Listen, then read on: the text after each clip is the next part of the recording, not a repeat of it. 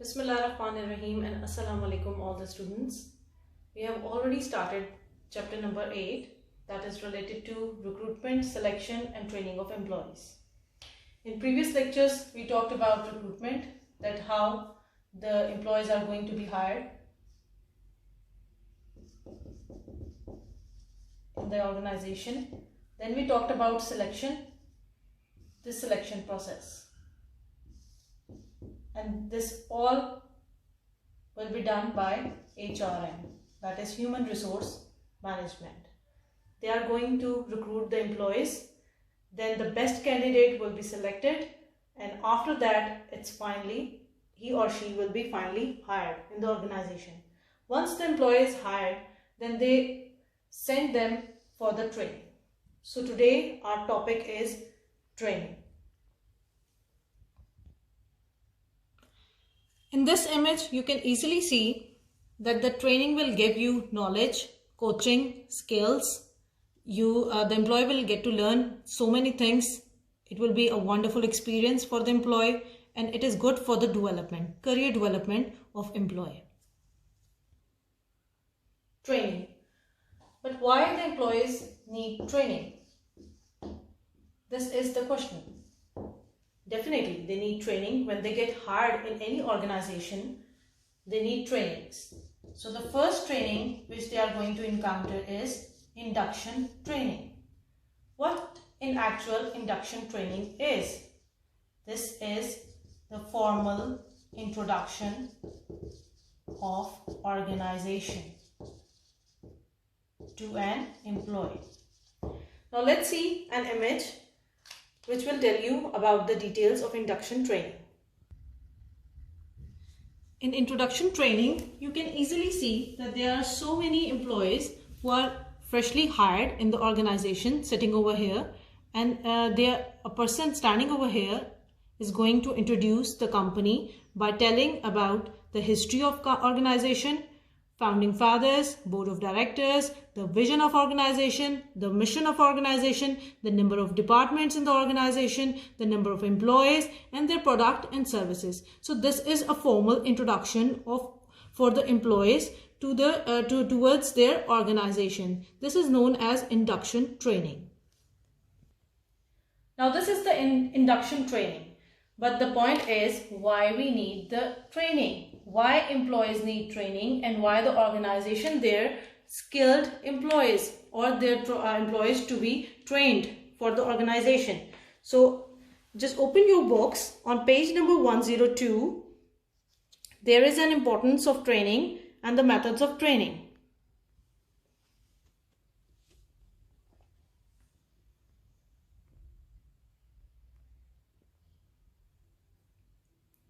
Here it's written that why the training is usually trying to achieve one or more of the following. Why the training is required?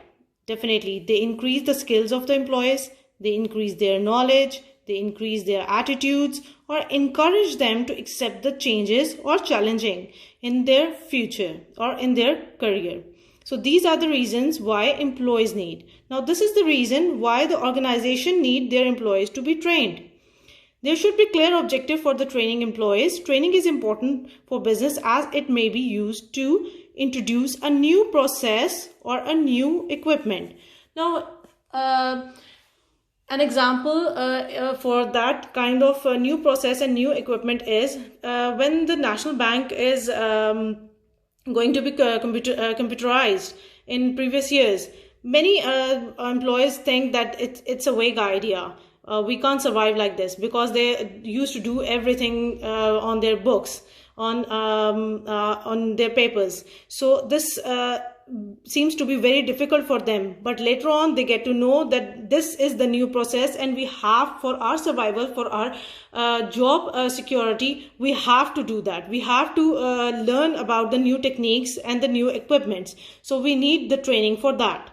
So later on it will improve their efficiency at the workplace, and this training is for unskilled workers to make them more valuable, more skilled for the company.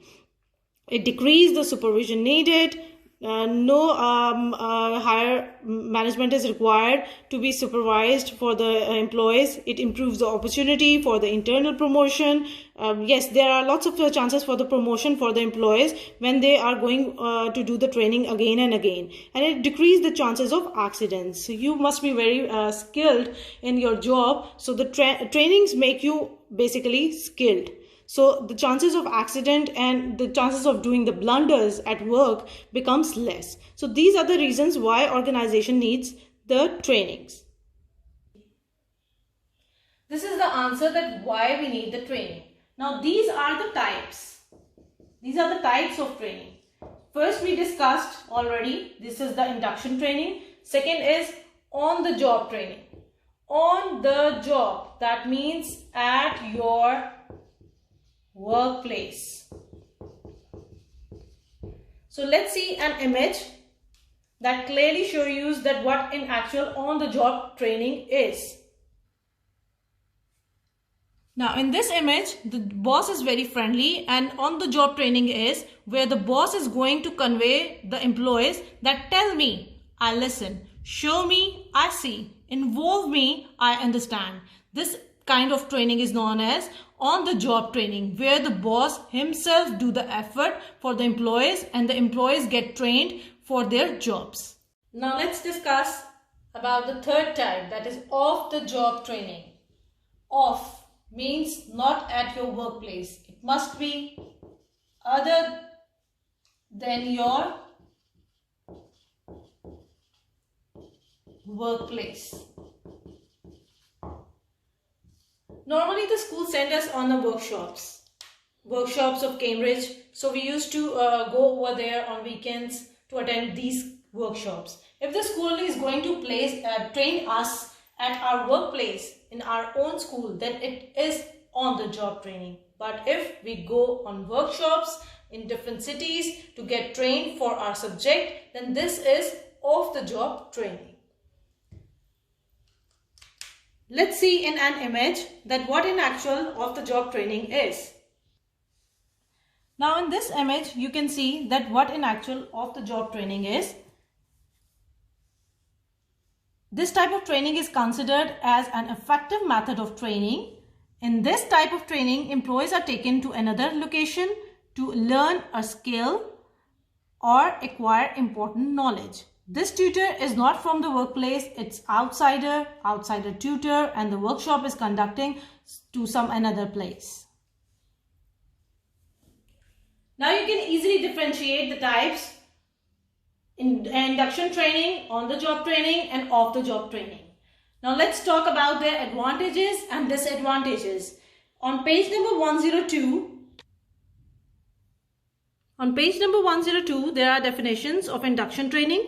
Induction training is an introduction given to a new employee, explaining the business activities, customs and procedures, and introducing them to their fellow workers. Then on-the-job training occurs by watching a more experienced worker doing the job. Off-the-job training involves being trained away from the workplace, which we already discussed, usually by specialist trainers. On page number 106, there are some training benefits from business point of view.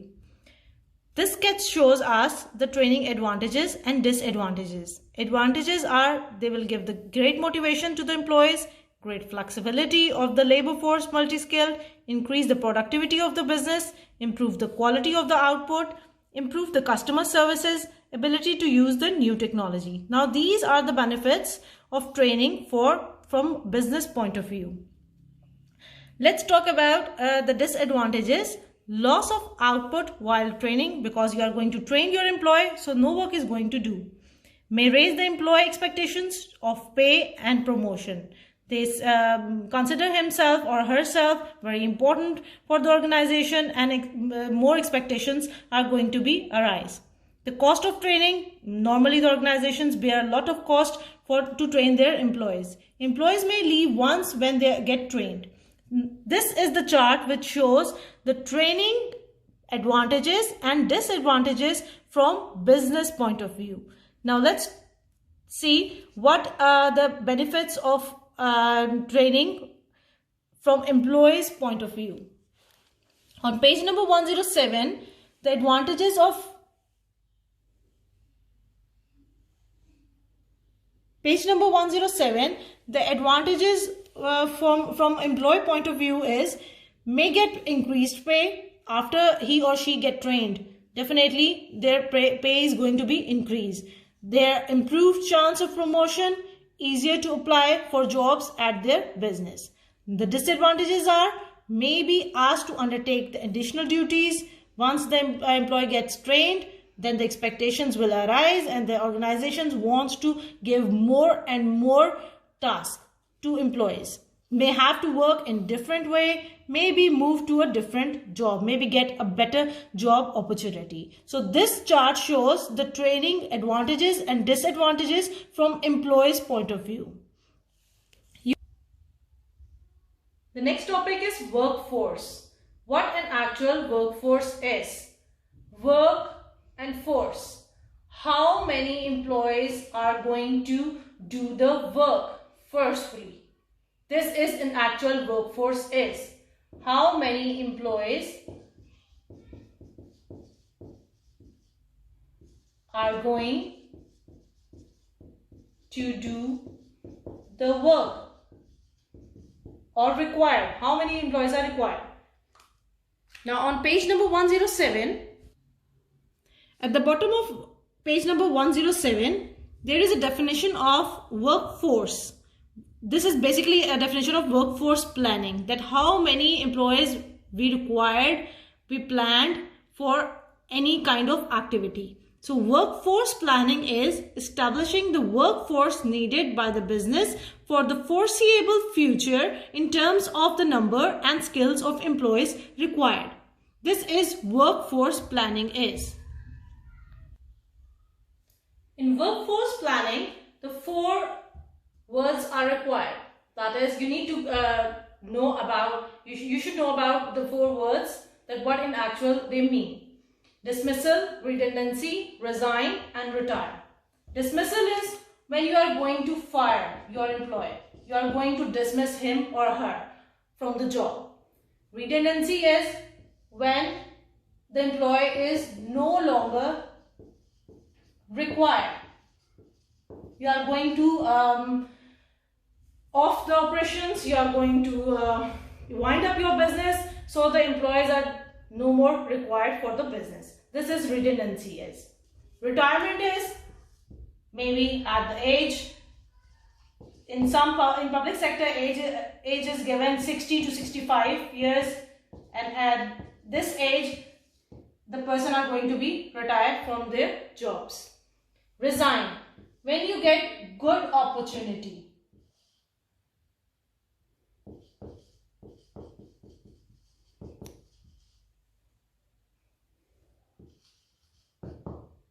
Or good job, or maybe due to some personal reasons, you are going to resign from your job. So these are the 4 terms which you need to learn, and you should know a clear difference between all of them. What in actual dismissal is. Dismissal may be due to their bad behavior, any bad conduct, something like that. Redundancy is when here I am going to tell you about one more word, that is downsizing. Maybe you will remember the levels of management in the hierarchy which we discussed in our earlier lessons. When we are going to cut down a level and we are going to, for the delayering of our organization, then this is in actual downsizing is. We are going to cut off our employees, we are going to give them golden handshake, their 2 or 3 salaries, because they are no more required for our organization, and our organization are not going to do these activities. So this is in actual redundancy is. On page number 108, there are definitions of dismissal and redundancy. Dismissal is when the employment is ended against the will of employee, usually for not working in accordance with the employment contract. Redundancy is when an employee is no longer needed and so loses their job. It is not due to any aspect of their work being unsatisfactory. That means that the employee is going to be no longer required in the organization, and so that's why they are. This is not most probably this is not due to their bad conduct. So this is redundancy is. On page number 109, there is a definition of contract of employment. When we are going to hire, when we are going to recruit, when we are going to select any employee, then a legal agreement between an employer and employee listing all the rights and responsibilities of his work is written on that agreement, and this is known as contract of employment. Sometimes there is a fight between the employees and the companies. So the industrial tribunal is a type of law court that makes judgment on the disagreements between the companies and their employees. For example, the worker complains on their unfair dismissal. In most of the countries, the unfair dismissal is not allowed. So this is the impact of unfair dismissal on employer and employee. This paragraph tells you about the impact of unfair dismissal. Please read the page number 103, 104 and 105 for the advantages and disadvantages of types of training, and read page number 106. Okay then students, take care of yourself. Till then, Allah Hafiz.